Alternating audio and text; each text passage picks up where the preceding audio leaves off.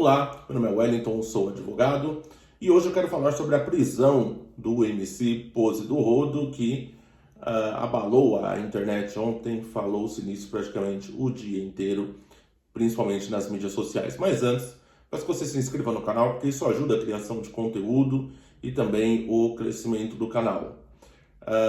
Contatos comigo estão na descrição, tem aí o e-mail e também o WhatsApp, onde você será direcionado para o atendimento, caso queira falar sobre as questões que serão colocadas aqui neste vídeo. Todo mundo viu que o MC Pose do Rodo foi preso sob acusação de associação ao tráfico, bem como também de apologia ao crime. Vamos falar sobre isso. Primeiro, sobre o crime de apologia ao crime previsto no artigo 287 do Código Penal. Ele prevê expressamente a pena daquele que fizer apologia de fato criminoso ou de autor de crime. Primeiro, a norma faz referência a fato criminoso. Então nós estamos falando aqui de evento. Nós estamos falando aqui de um acontecido.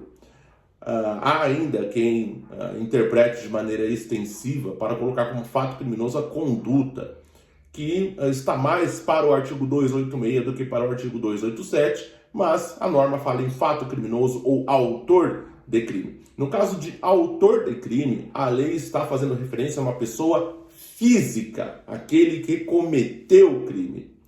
Vamos supor, por exemplo, que uma música ou alguma manifestação faça uma apologia, uma defesa apaixonada, um estímulo de uma pessoa que tenha praticado uma contravenção penal, por exemplo, vadiagem, né? É uma contravenção penal, mas uma pessoa específica. Não incide no artigo 287, porque a pessoa praticou uma contravenção penal e não um crime tipificado no Código Penal ou em outra lei que identifique um crime. Então veja, essa é a interpretação restritiva que a gente chama no direito penal. Então, autor de crime, pessoa física, pessoa que praticou o crime. Se as músicas do Pose do Rodo fazem referência a uma organização criminosa, não fazem referência a autor de crime especificadamente. Ou ainda, se fazem menções a nomes, mas não estimulam as pessoas a defenderem aquilo que se praticou, ou ainda faz uma homenagem. Vejam que o dolo aqui não é de dizer que o que a pessoa fez está certo, que o que a pessoa fez é justificado, mas fazer uma homenagem. O dolo aqui é de homenagear, de trazer a memória, enfim.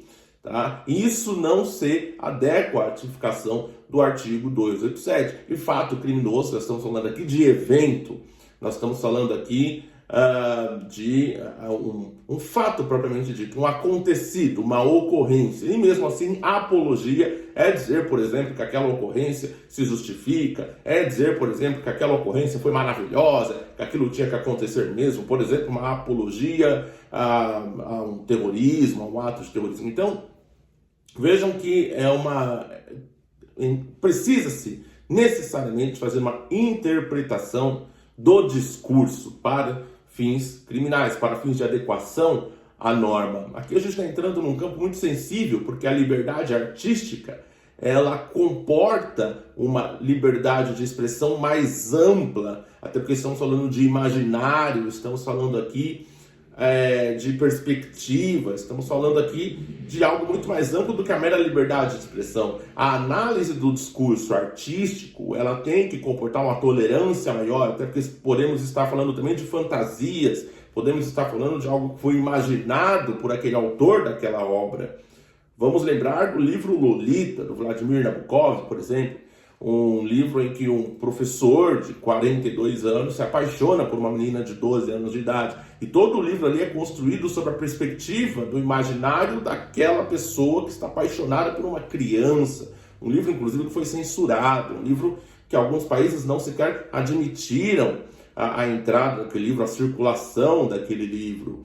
Mas vejam que nós estamos falando de arte, estamos falando de algo que foi imaginado. Não era um fato específico, não era um evento, apesar de acontecer, né, no mundo real.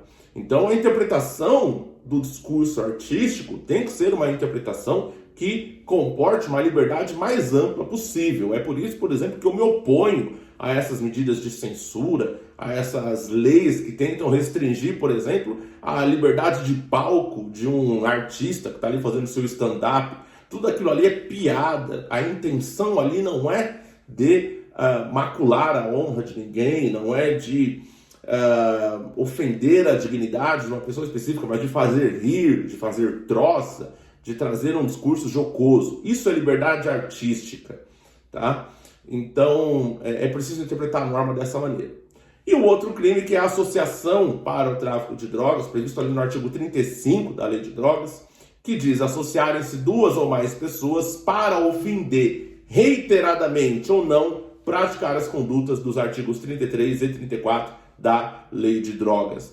Vejam que foi postado aí recentemente vídeos do MC Pose ali dançando, né? Vídeos do MC Pose ali em confraternização com indivíduos que supostamente fazem parte de uma organização criminosa. Além disso, também foi colocado, pelo menos é o que circula na imprensa, que essa acusação de associação para o tráfico também se deve ao fato dele fazer shows em locais que são de atuação ali da organização criminosa, bem como também de, supostamente, esses serem os seus contratantes. Vejam, primeiro ponto, ser amigo de traficante não é associação para o tráfico, senão o familiar do traficante, coitado, todo mundo deveria ir em cana. Tá? Ser conhecido do traficante não é associação para o tráfico. Ir no aniversário do traficante não é associação para o tráfico. Tá? Dançar ali na companhia dos traficantes não é associação para o tráfico. Tem que se fazer uma distinção aqui. A finalidade, o liame subjetivo, deve ser o de participar da atividade criminosa. Deve ser o de servir de apoio em qualquer de qualquer forma, ou seja, em qualquer função para aquela prática. Então, por exemplo, se você me contrata como advogado para fazer sua defesa e você é traficante, não é da minha responsabilidade saber de onde vem o dinheiro, senão eu seria associado ao tráfico. Aliás, isso é uma crítica que se faz à advocacia criminal. Ah lá, os advogados financiados pelo tráfico. Bom, se for assim, então, o cara que vendeu a Lamborghini para o traficante, ou para o MC, que é considerado ali associado ao tráfico, também está associado ao tráfico. O cara que vende comida para ele no supermercado, está garantindo a subsistência dele, a dignidade dele, também está associado ao tráfico. O cara que vende a casa, que vende os móveis, que vendeu o guarda-roupa, também está associado ao tráfico. Então não é assim, tá? A finalidade tem que ser a de servir de apoio, de exercer alguma função dentro da organização para a finalidade de tráfico. Ser contratado para fazer um show numa comunidade não é associação ao tráfico. Tá? E também não é obrigação do contratado saber de onde vem o dinheiro do contratante. Senão a gente vai acabar com a sociedade brasileira, acabar com todas as atividades, porque afinal de contas, acabar com o direito de defesa. Tá? Porque vocês imaginam um corrupto que desviou o dinheiro da saúde, desviou o dinheiro da educação, vai lá contrata advogado. Esse advogado está associado porque está sendo financiado, né, sendo pago com esse dinheiro da corrupção? Absurdo, bobagem, não tem cabimento. Tá? Então, se o fundamento da acusação é esse, porque ele apareceu dançando, porque ele é amigo dos caras, porque ele é contratado pelos caras, porque ele faz shows na comunidade que é controlada pelos caras. Se não for comprovado que tudo isso serviu à prática criminosa, que ele exerceu ali uma função vinculada ao crime de tráfico, então a acusação deve cair por terra, não deve prosperar, tá? Outro ponto sobre a prisão do Pose: violação da súmula 11 do Supremo Tribunal Federal pelo uso indevido e ilícito de algemas, uma pessoa que não oferecia resistência, não havia um contexto de perigo e foi algemado. Outro ponto: artigo 13, se não me engano, incisos 1 e 2 da Lei de Abuso de Autoridade. A exposição da imagem dele como um troféu, sendo exibido, né, como um bicho para a população, para a mídia, para fazer showzinho, para ganhar, né, mediatização. É crime de abuso de autoridade.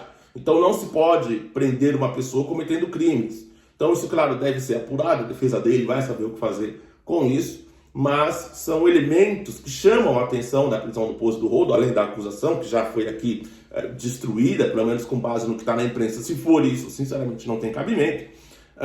mas também a própria prisão dele, a forma como foi feita a prisão, como ele foi exposto, também chama muita atenção e não é sob uma perspectiva positiva, tá? Nós tivemos recentemente influenciadores aí dos jogos e casas de apostas sendo muito bem tratados, diga-se de passagem, por políticos lá no Congresso Nacional. Então, sinceramente, chama a atenção a forma como foi feito esse tratamento, chama a atenção a acusação fundada nesses indícios, tá? E, sinceramente, pelo menos sob a minha perspectiva, sob a perspectiva de um advogado criminal de defesa, não tem razão de ser, tá? Então, dúvidas, críticas, ameaças, coloquem nos comentários. Contato comigo, mais uma vez, está na descrição. Fiquem com Deus. Até a próxima.